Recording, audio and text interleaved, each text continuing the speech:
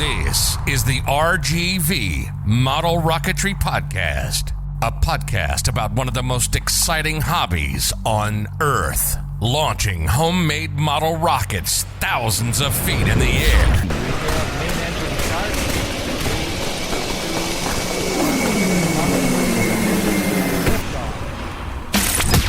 If it's certification, building, flying, event coverage, competitions, organizations related to rocketry, we're talking about it. This is the RGV Model Rocketry Podcast, and this is Randy Ashley. Welcome back to another episode of the RGV Model Rocketry Podcast. That's the Rio Grande Valley is what RGV stands for. Today, we're going to be following up on our previous episodes, and we're going to be talking about MidPower model rocketry. Previously, we talked about low power and an introduction to model rocketry. Today, we're going to be concentrating on MidPower, which is the highest level of model rocketry before you get into high power rocketry or high power model rocketry. Now, MidPower consists of motors of, it depends on who you listen to as to whether you include E motors in MidPower, but definitely F and G motors. An F motor, if you recall our previous podcast, we talked about the different average thrust and total thrust of the motors. An F motor is between 40 or larger than 40 newtons, but smaller than 80 newtons of average thrust. A G motor is larger than 80 and smaller than 160. As we talk about MidPower, keep in mind that some of the larger G motors fall into the high power category and require a level 1 certification. We'll talk about the different levels of certification when we get to high power. Just keep in mind that some of the largest G motors are not MidPower, they're high power. Now, one of the advantages of MidPower is you can fly larger rockets, both in diameter, length, and weight. However, as we talk about the weight, we've got to keep the limits of model rocketry in mind. When you get larger than or heavier than 53 ounces total weight of the rocket as it sits on the pad loaded and ready to launch, larger than 1,500 grams, or heavier, I should say, or heavier than 53 ounces, which is approximately 3.3 pounds, then it's classified as not a model rocket, and it doesn't fall under some of the regulations we're going to talk about later. Also, if you're flying with more than 160 newtons of thrust, average thrust, or if the motor has more than 4.4 ounces of propellant, which is 125 grams, then it's also not classified under the model rocketry regulations. It becomes high-powered rocketry at that point. Now, as we talk about the motor sizes, E, F, and G, some states have an age limit on D motor and larger.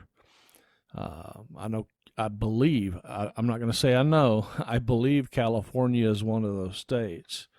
So if you have any questions at all, you need to check the regulations for your state yourself and make sure that you're doing it correctly. I don't want to lead you down the wrong path.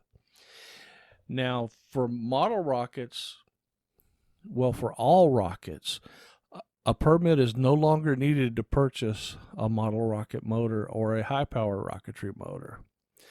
However, there are some state regulations, and keep in mind that it needs to be safely stored. Now, even though you can purchase the high-power rocketry motors without a permit, some igniters still require a Bureau of Alcohol, Tobacco, and Firearms low explosives user permit to purchase and store. Again, there's some you can find out there that you can purchase without a permit. I'm not a lawyer, so I'm not going to go into what's legal and what's not, but just check on the regulations yourself. Make sure that you're doing it correctly. Make sure you're legal when you purchase them. Make sure you're storing them correctly. Whenever we move up from MidPower rocketry to high power rocketry, you're going to have to be certified to buy the high powered motors, but we'll get into high power rocketry in our next permit. When you move from low power rocketry, which is the smallest ones we talked about in our previous podcast, up to mid power rocketry, and I keep saying that because when you move up to mid power rocketry, you're flying larger rockets, heavier rockets, and you always need to watch safety, but you just need to watch it a little closer when you step into mid-power rocketry. So launch site dimensions are going to become more critical because it is a heavier rocket, and if it comes down and hits something by accident, then there's a little bit greater possibility of injury or damage to property. So in mid-power rocketry, flying F and G motors, you should have at least 1,000 feet launch site dimension on the shortest side. So 1,000 by 1,000 or 1,000 foot diameter in a circular area on the shortest side. Which is not to say you have to be 1,000 feet away from the rocket. That's a totally different story. And it depends on what organization you're paying attention to, or what organization you're flying, what organization's insurance you're flying under, because NAR and AAA both have different regulations, and I'm not sure about Canadian rocketry. If you're listening to the podcast from Canada, you'll have to check into that yourself. But 1,000 feet on the shortest side is what the National Association of Rocketry says. And I'm going to give you a link to both the NAR and the AAA rocketry safety codes. I'm going to give you that hyperlink so that you can go check out the safety codes yourself. Because AAA says it has to be at least half of the highest altitude. The dimension of the launch site has to be at least half of the highest altitude you expect to achieve. So if you're going to fly to 3,000 feet, you should be at least 1,500 feet on the shortest side for your launch site dimensions. As I said, rocketry is very basic. You have 3 fins and a nose cone, or 4 fins and a nose cone, or however many fins you choose to put on there. But one of the common sayings is 3 fins and a nose cone, which means it's a very basic rocket. It has the 3 fins, it has a body, it has a nose cone, and it separates in one location when the parachute comes out, and that's a basic rocket. We described it in more detail in our low power rocketry segment. So if you would like to, go back and listen to that segment for if you're new to rocketry entirely, and it'll give you kind of a description of how the rocket is constructed. Now, for those safety codes, let me go ahead and give you those right now. For the AAA safety code, it's www.tripoli, that's tripoli.org/safety code.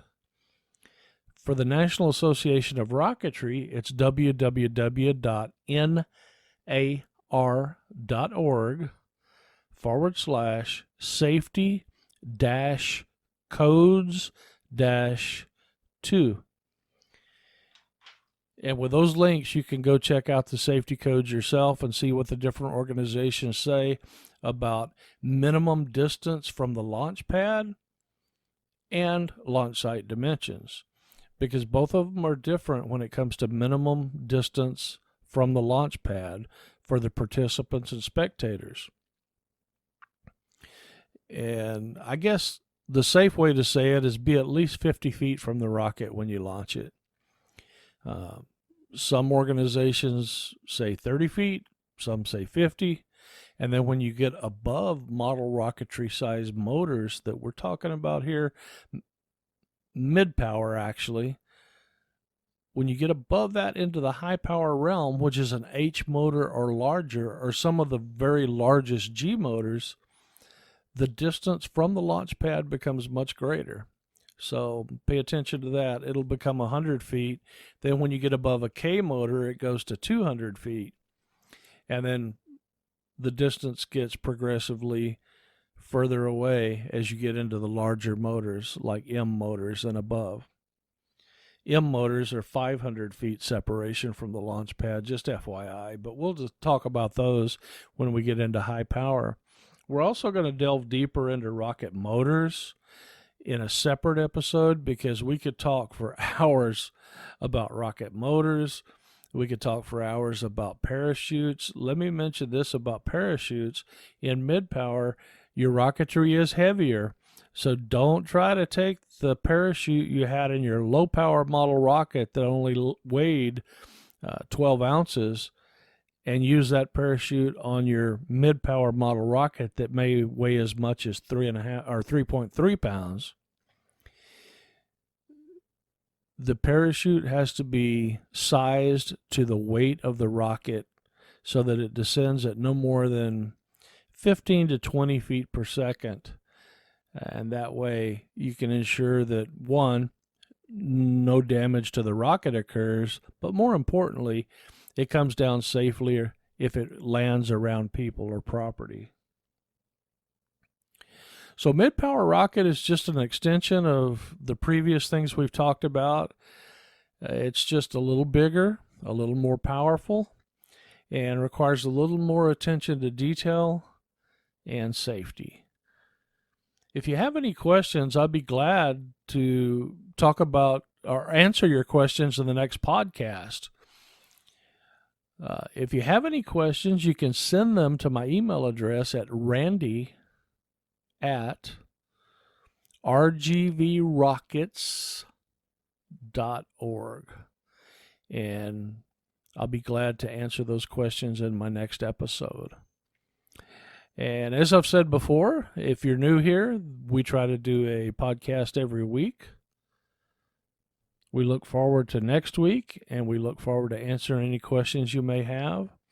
In the meantime, keep the pointy end up, and we hope to see you again soon on RGV Model Rocketry Podcast.